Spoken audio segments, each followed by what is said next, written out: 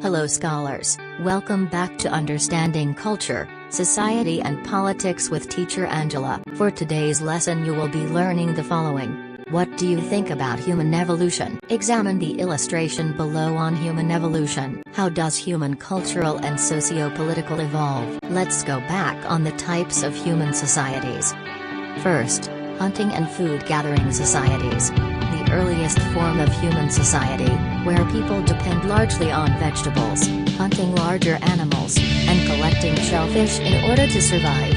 Second is horticultural societies, where people learned about farming, the use human muscle power, and handheld tools to cultivate fields. Third, pastoral societies, people relied on herding and domestication of animals for food. Fourth is agricultural societies, where people learned to use plow in farming. We have also what we call industrial societies, created a highly organized system of exchange between supplies of raw materials and industrial manufacturers. The last one is post-industrial societies, characterized by the spread of computer industries. To understand better, kindly watch this video. The word democracy comes from the Greek words of demos, which means people, and kratos, which means power or rule. So, democracy basically means the rule of the people.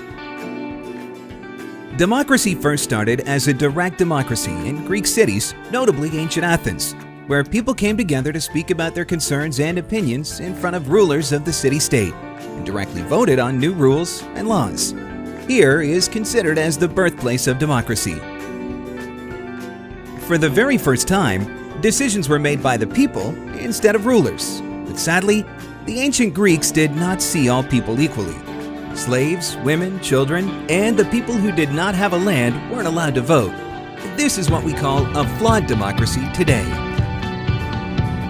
After the Greeks lost their power and influence in the 1st century AD, their early forms of democracy were also fading away until the Magna Carta was signed in 1215.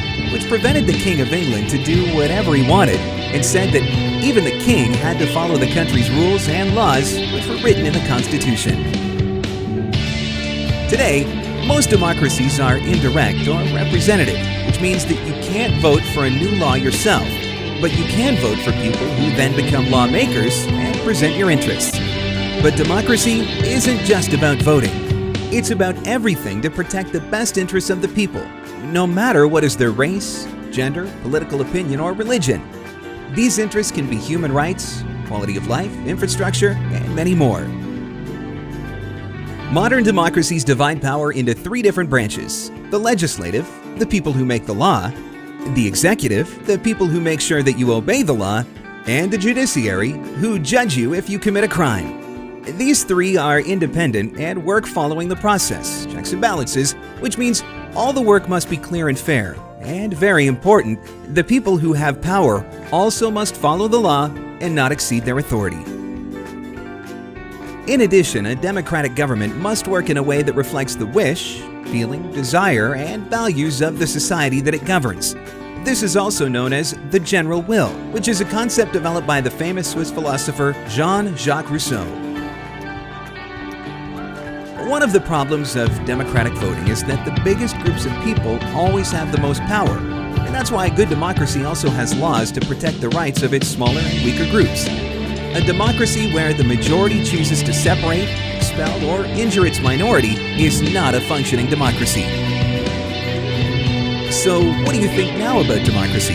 Winston Churchill once said, "Democracy is the worst form of government, except for all those other forms that have been tried from time to time."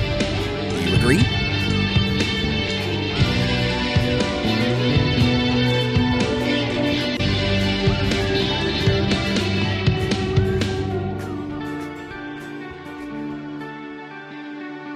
Thank you for listening.